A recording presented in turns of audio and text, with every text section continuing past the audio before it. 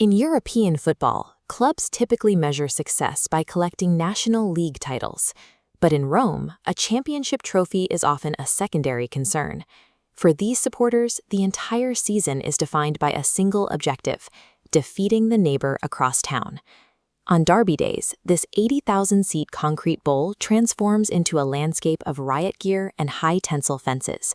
The stadium is the headquarters for organized, hardcore supporter groups known as ultras. Their hostility is anchored in the capital's class and political divisions. These are fault lines that dictate which neighborhood a Roman lives in and which social circles they are permitted to enter. The 80 minutes of localized warfare inside the stadium are frequently interrupted by a shared, simmering hostility toward the modern institutions that police the terraces. Under enough pressure from the state, these mortal enemies will prioritize their collective survival over their local blood feud. In the 1920s, Rome's football landscape was a collection of fractured, minor clubs. They were consistently unable to match the financial power of the industrial giants in northern Italy. During this era, Benito Mussolini's fascist regime attempted to bridge this gap by decree. The state ordered the capital's smaller teams to combine into a single, unified club that could challenge the north.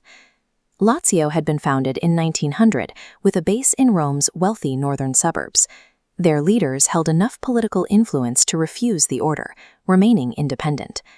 The remaining clubs merged to form AS Roma, settling their operations in the gritty, working-class heart of the city in the Stadio neighborhood. AS Roma immediately adopted the city's imperial colors, crimson and gold, and placed the Capitoline wolf on their crest. They claimed to be the only club that truly represented the Roman people. That 1927 decree created a permanent fracture.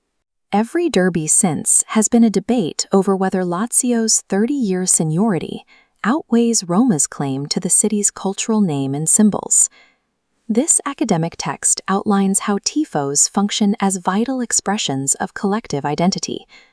By reclaiming authorship of their club's history, supporters use these massive visual displays to resist commercialization and draw stark boundaries against their local rivals. Because their geographic footprints are identical, the two fan bases adopt radical views on politics and local history to push themselves toward opposite ends of a social spectrum. This polarization is expressed through tifos, massive choreographed visual displays. Supporters use these banners to assert symbolic ownership over the stadium itself. The stadium is divided into sovereign territories. Roma occupies the southern bend, the Curva Sud, while Lazio claims the northern bend, the Curva Nord. They trade coded geographical insults through these displays. Roma fans frequently label their rivals as burini, a term for outsider peasants, suggesting that Lazio supporters don't actually belong within the city walls. This visual warfare is a sophisticated form of identity politics. It is an ongoing attempt to erase the other side's legitimacy in front of a global audience. Beneath the history of violence and insults, the ultras maintain a hidden layer of fan diplomacy. This unity occurs when the state or the commercial interests of modern football threaten to change the culture of the terraces. During the 2015 and 2016 seasons, both fan bases entirely abandoned the derby. They were protesting the installation of plexiglass barriers and facial recognition cameras at the stadium gates. The ultras viewed these specific security measures as tools designed to sanitize the stadium. They saw the cameras and barriers as an attempt by the state to gentrify a space that has belonged to the working class for generations.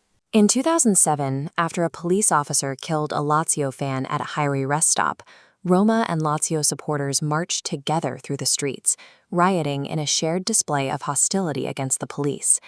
When institutional authority threatens their shared world, the ultras prioritize their cultural survival over their historic local rivalry. The Derby Della Capitale is an active ecosystem of cultural resistance. These groups clash to keep their localized, gritty identities from being absorbed into a sterile, globalized sports entertainment industry. Strip away the colors and the insults, and the two fan bases become indistinguishable. These mortal enemies rely on each other's existence. They use the friction of the rivalry to keep the authentic, unfiltered soul of Roman football alive.